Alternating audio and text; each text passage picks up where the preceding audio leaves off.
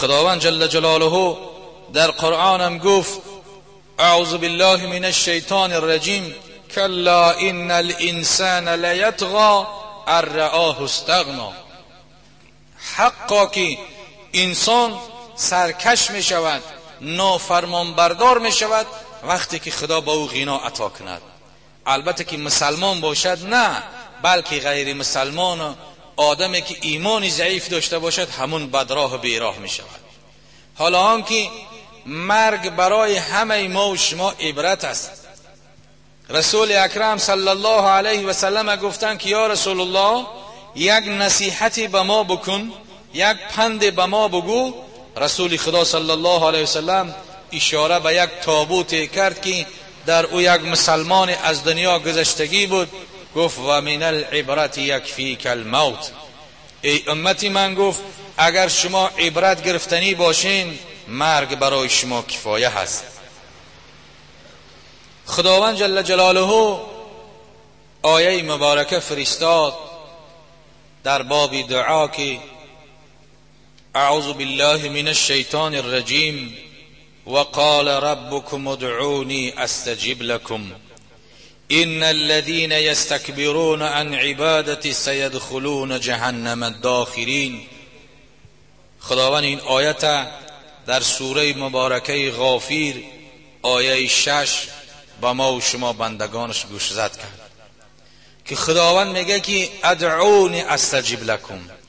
ای بنده های من، شما فقط مرا بخوانین، من شما را اجابت میکنم، من شما را قبول میکنم، دعای شما را قبول میکنم. خداوند جل جلاله در این آیت برای همه بندگانش گوشزد میکند. ان الذين يستكبرون عن عبادتي.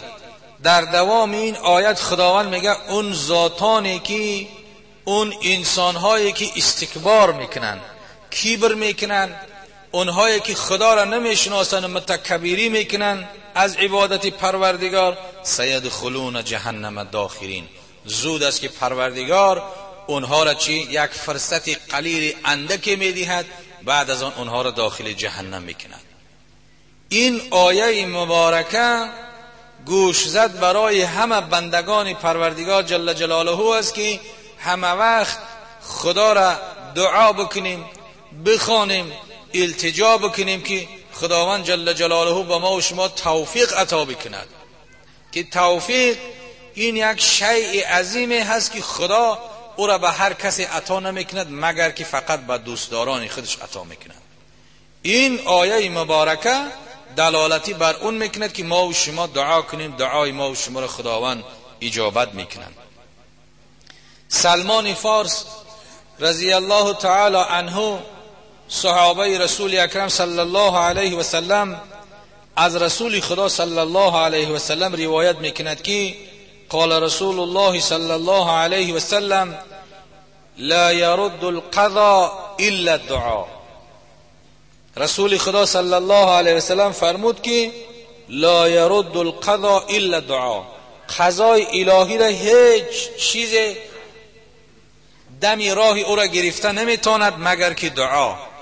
دعا چنان کار میکند که قضای الهی را گردانده میتواند.